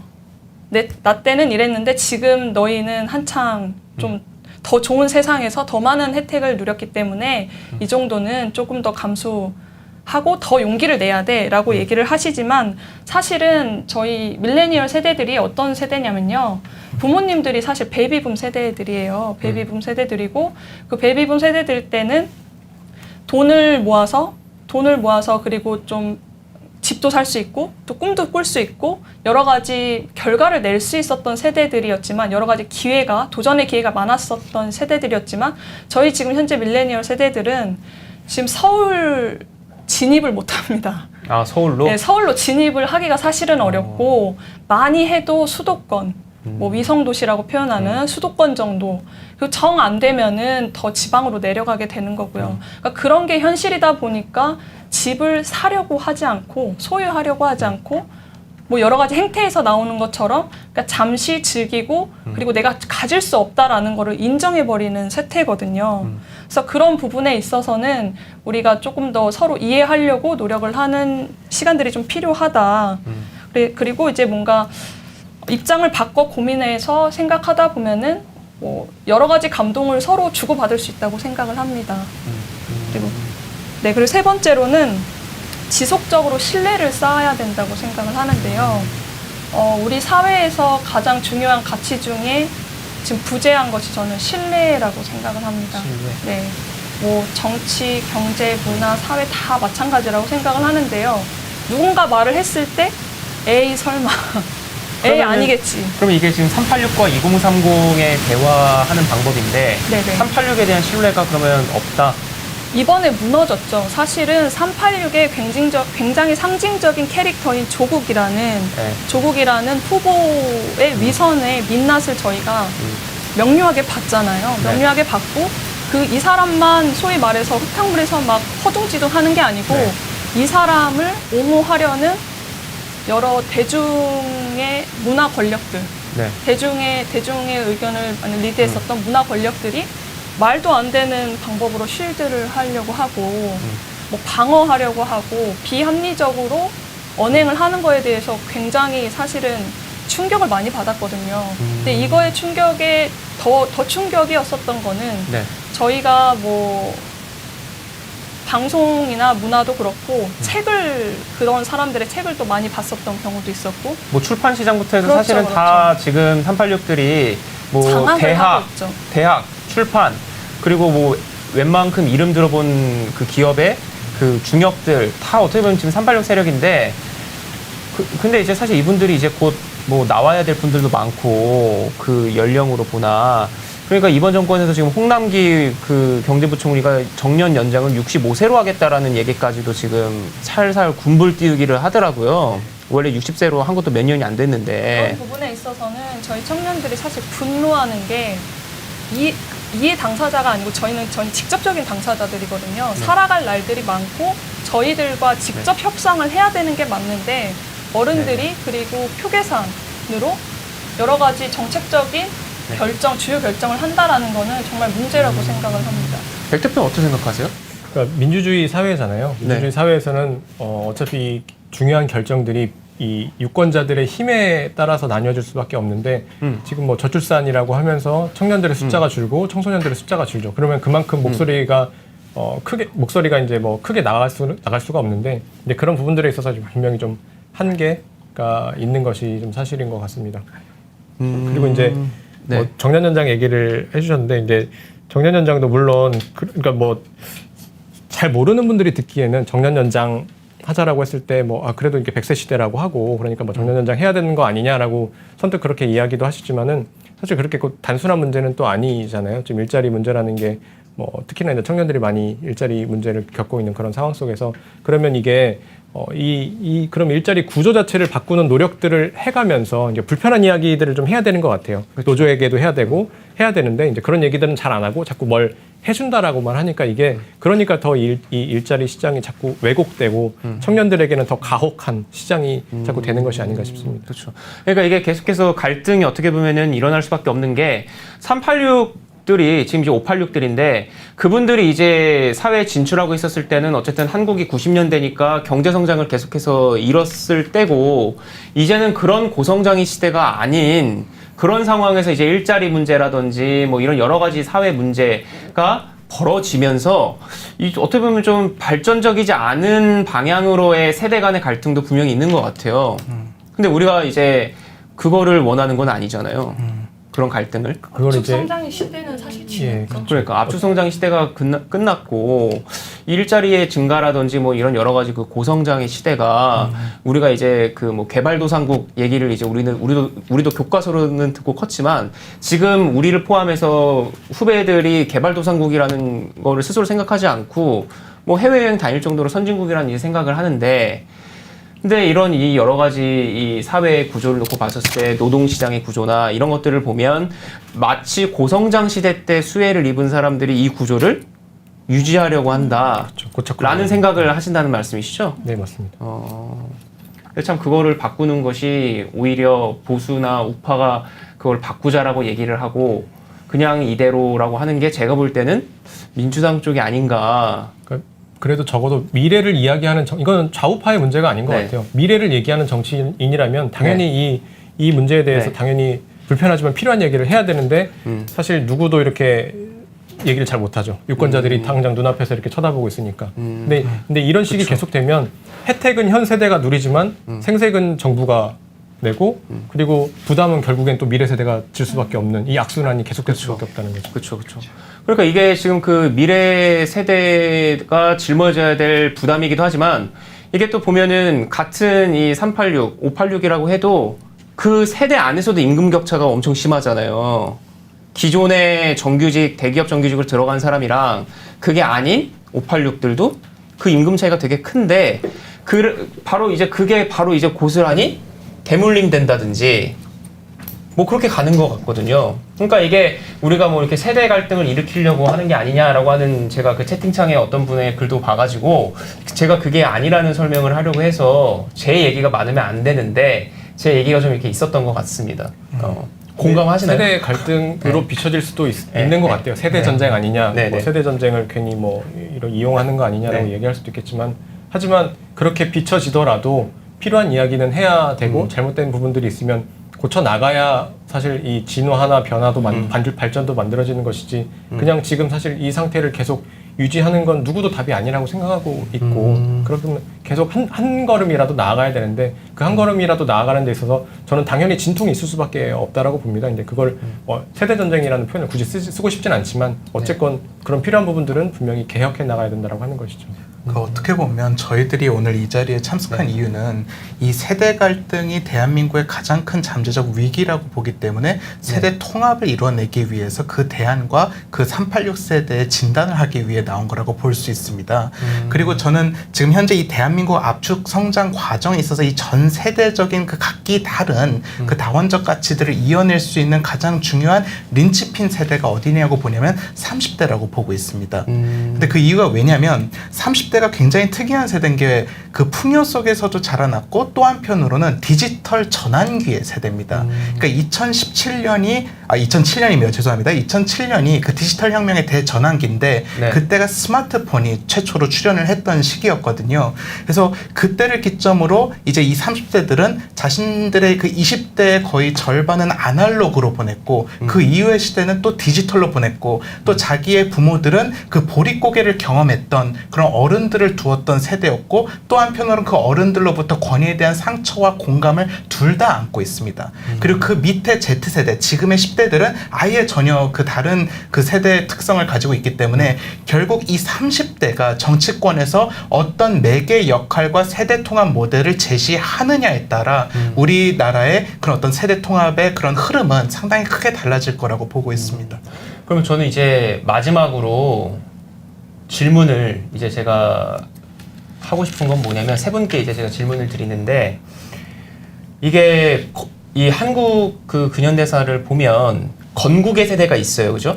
건국의 세대가 있고 이승만 대통령과 그 건국의 세대가 있고 그 이후에 박정희 전 대통령과 그 이후에 부국의 시대가 있고 바로 그게 시대이고 곧 세대라고 한다면 건국 세대가 있고 부국 세대가 있고 그 다음에 이제 이 586 장장 20년 넘게 이 한국 사회에 그 중추를 이루었던 그 586 세대는 어떤 말이 붙을 수 있을까요?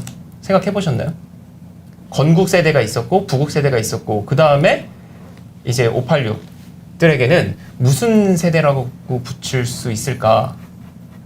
혹시 먼저 의견 있으신 분 먼저 말씀 주시죠. 정 대표님 먼저 한 말씀 주실래요? 네. 586 세대 특징. 네. 나중에 어떤 평가를 받게 될까?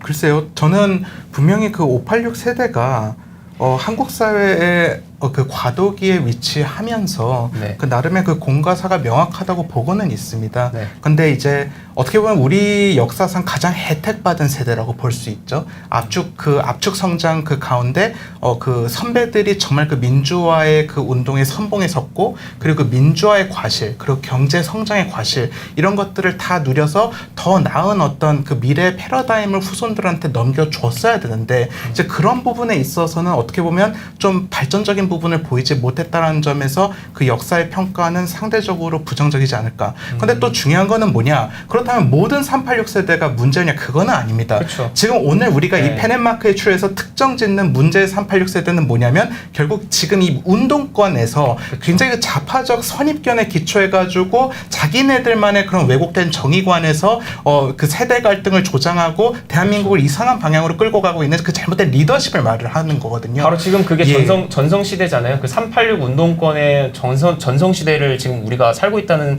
생각이 예. 많이 들어요. 예, 그죠? 예. 그래서 결국은 지금 386 세대 또 억울할 수도 있습니다. 왜냐? 어물전 망신 꼴뚜기가 시킨다고 결국 그 몇몇 전대협이죠. 전대협 같은 그런 소수의 그런 나쁜 그 세력으로 인해 가지고 386 세대에서 정말 피땀 흘려서 자식 키워내고 그리고 정말 순수하게 그 민주화를 이끈 경제 성장을 이끈 선배님들 따라 열심히 살았던 지금의 50대들의 노력이 완전히 고꾸라졌다라는 거죠. 그렇죠. 그래서 바로 그런 그 386 세대를 운동권이 대표하는데 그 운동권이라는 거 말 자체가 너네가 대학교 다니면서 도서관에서 공부하고 취업하고 집 사고 할 때 우리는 학생운동했다라는 거 가지고 아직까지도 사골 끓여 먹듯이 하는 것 같아요. 근데 이제 그거가 너무 과잉 대표되는 면이 분명히 있다. 근데 그게 지금까지도 그렇고 지금 바로 문재인 정권과 산호맹 운동을 했었던 조국 이런 사람들이 정말 지금 그 인생의 클라이막스 절정을 지금 맞이하려고 하는데 지금 이렇게 된 것 같아요, 그죠? 네. 다 드러나게 되고.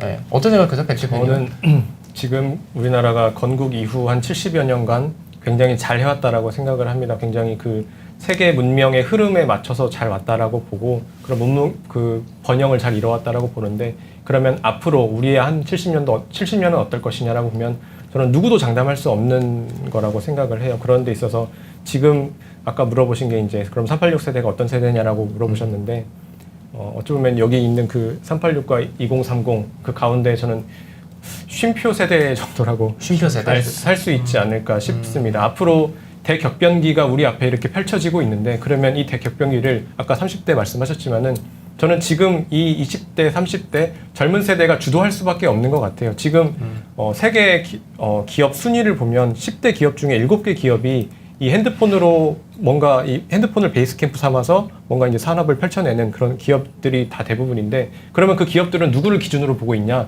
다 20대, 30대 젊은 그런 젊은 그들을 그렇죠. 타겟으로 해서 그 산업을 펼쳐나가고 있는데 저는 그 국정을 운영하는 것도 정치도 마찬가지라고 생각을 합니다. 물론 그 40대, 50대, 60대 선배님들의 그런 나름의 능력과 축적해오신 것도 있지만 저는 지금 이 대격변의 시기에는 지금 20대, 30대가 가진 그 글로벌한 DNA 이런 다양한 능력 이런 것들이 오히려 더 훨씬 더 우리나라를 또 부의 번영으로 이끌어 가는데 또 또 이 세계 문명의 흐름과 더 가까이 가는데 더 필요한 부분이라고 생각이 들어요. 그런 데 있어서 이제 앞으로의 사명과 과제는 이제 우리의 몫인 거고 지금까지 사실 386들은 어찌 보면 그 나름대로 과실은 다 뭐 이렇게 따먹었지만 뭐 쉼표 세대 정도라고 할 수 있지 않을까. 이제 다음의 역할은 저희가 아닐까. 근데 저희에게 있는데 여전히 계속 그 기득권을 놓지 않고 있다면 앞으로 계속 그 우리가 이뤄나가야 될 그런 발전은 계속 좀 더뎌질 수밖에 없겠죠.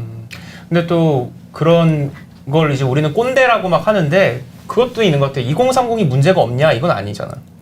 지금 2030 세대도 문제가 분명히 어떻게 보면은 뭐라고 해야 될까요? 뭐 이 정치에 대한 관심이 없지는 않은데 뭔가 그 관심이 어떻게 보면 이게 욕일 수 있는 게 아까 전에는 우리가 뭐 브랜드나 이런 얘기를 했지만 그런 거에만 매혹이 돼도 안 되잖아요. 예. 근데 이제 우리 2030 세대가 그런 거에 대해서 너무 취약하다거나 아니면 컨텐츠에 대한 이런 거에 대한 뭐 노력이 없다거나 뭐 이런 아니면 뭐 투쟁하기 위해서 뭐 너희들이 그냥 물러가라고 할 게 아니라 너희들이 싸워서 쟁취해야 되는 거 아니냐. 예. 586과 함께. 예. 그런 얘기도 이제 또 하시는 것 같은데 그거에 대해서는 혹시 어떻게 생각하시나요? 저는 젊음은 특징이지 벼슬이 아니라고 생각을 합니다. 지금 나이 드신 분들께서도 다 거쳐온 젊음 저희들도 일시적으로 거치고 있을 뿐이기 때문에 뭐 나이 젊다고 뭐 이거 내놔라 저거 내놔라 하는 그 발상 자체는 굉장히 문제가 있다고 보고 있고요. 그리고 저 역시도 제 또래 30대 초반 내지는 그 20대 후배들한테 항상 얘기하는 게 뭐냐면 분별해라. 젊을 때일수록 더 분별해야 되고 젊을 때일수록 어른들이 어떻게 보면 좀 권위주의적일 수도 있고 우리한테는 불편할 수 있지만 그분들이 가지고 있는 경륜과 경험은 그래도 존중하면서 그거를 우리의 것으로 승화시켜야 된다. 그리고 그것이 우리의 의무고 우리가 그거를 받아들이고 우리의 젊음으로 그것을 융합시킬 수 있을 때 우리는 우리의 젊음으로 새로운 것들을 해낼 수 있다라고 생각을 합니다. 그래서 아까 제가 말씀드린 30대 매개자 역할도 우리가 결국은 뭐 브랜드 내지는 거칠어로 좋아 보이는 거 이뻐 보이는 거 그런 거 내세우는 식으로 수박 겉핥기 식으로 사는 게 아니라 무게 있고 근본에 대해서 생각하고 왜에 대해서 답할 줄 알고 그리고 그런 깊이 있는 사고를 바탕으로 디지털로 무장된 그런 신시대를 이끌어 나갈 수 있다면 그 뒤에 오는 세대에도 더 나은 것들을 물려줄 수 있는 확실한 그 역할을 우리가 해낼 수 있다라고 보는 거죠. 예. 뭐 어떻게 이 대표께서도 뭐 하실 말씀이 있으세요?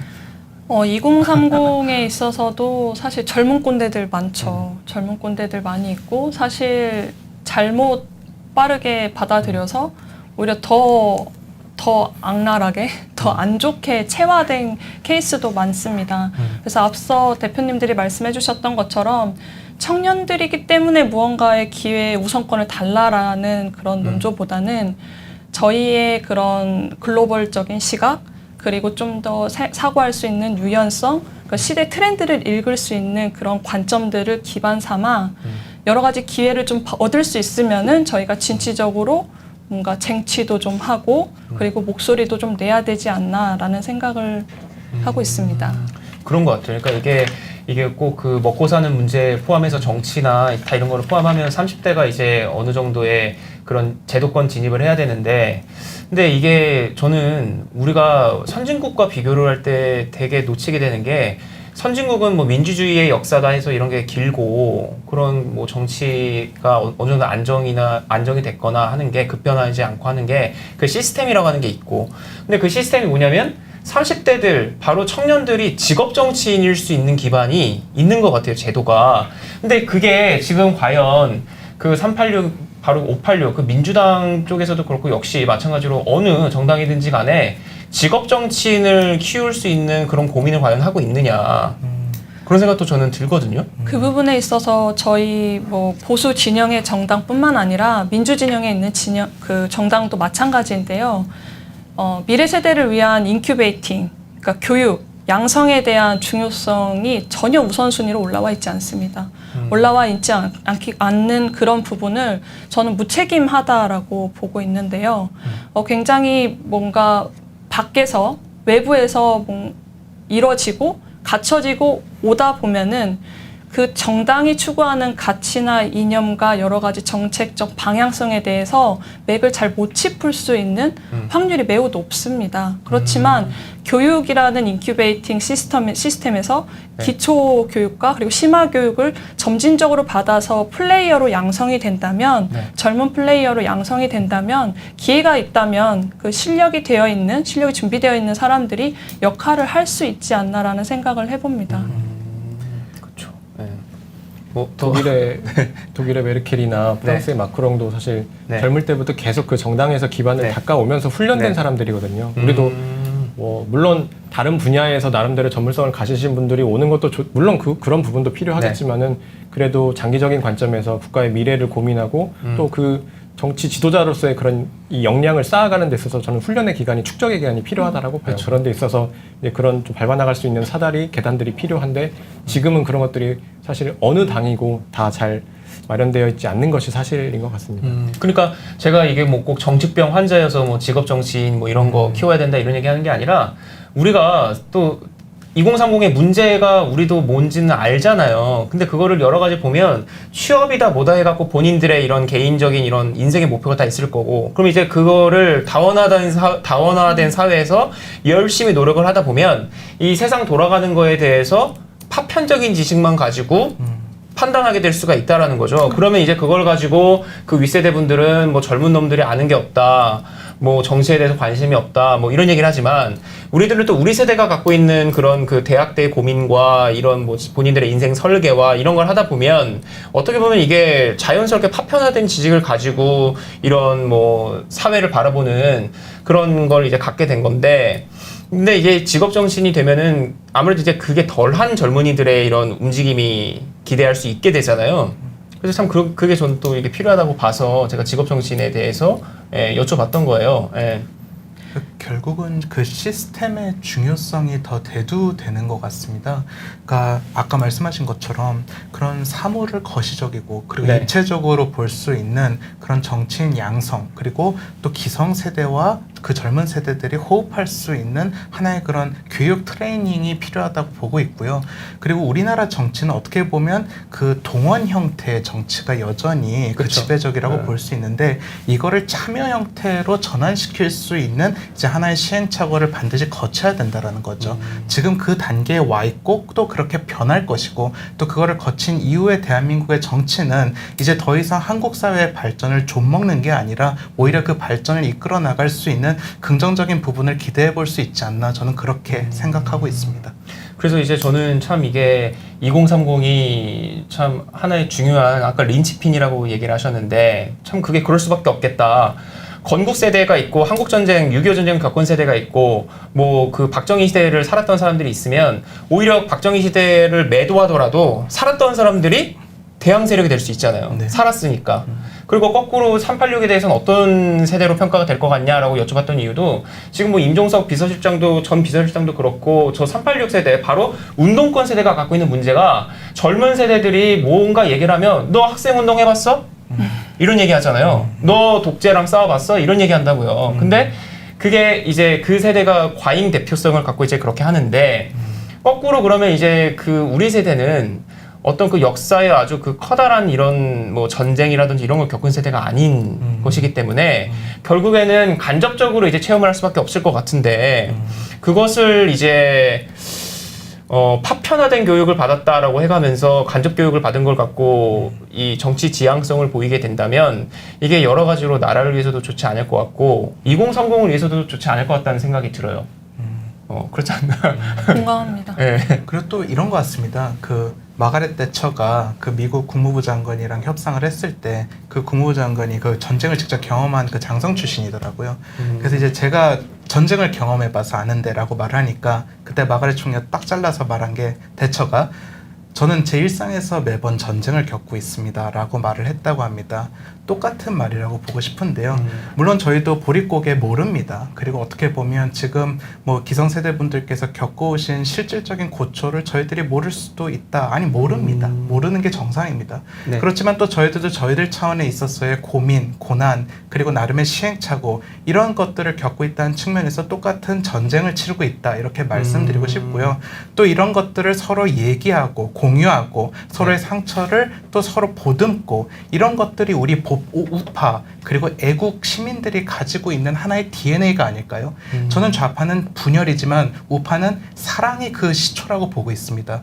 결국 그 DNA를 가지고 우리가 통합하고 분열로부터 우리 스스로를 올곧게 지킬 때 네. 저는 우리의 희망은 있다고 생각합니다. 네, 뭐 시간이 좀 초과가 됐습니다. 좀 마무리를 이제 해야 될 것 같은데 저희가 뭐 여기 이렇게 퍼즐로 앉아서 얘기 계속하면은 뭐 계속 할 말이 나올 것 같기는 한데 또 그러면 또 안 되고 이게 또 방송이니까 다음에 이제 기회가 된다면은 세 분이 오셔도 좋고 뭐 이렇게 한두 분씩 또 어떻게 주제가 만들어질 때마다 또 저희가 초청을 하고 싶으니까 응해 주시길 바라고요. 그래서 오늘 이제 저희가 386 대 2030이다 해서 저렇게 뽑아봤습니다. 근데 저 공통적인 거 보이시나요? 팻말을 들고 있는데 그 팻말이 조국, 내로남불 표리부동, 조국 물러나라. 근데 조국은 이제 법무부 장관 임명이 뭐 기정사실이고 바로 이게 어떻게 그 문재인 정권에 대해서 2030의 그 여론이 민심이 어떻게 흘러갈지 저희도 상당히 흥미롭게 지켜보고 있습니다. 그리고 또 지금 시청자분들께서는 뭐 어느 정도 이해를 해주시겠다고 기대를 합니다만 누구보다 분노하고 있습니다. 2030이 누구보다 그 조국 캐슬에 대해서 분노를 하고 있고요.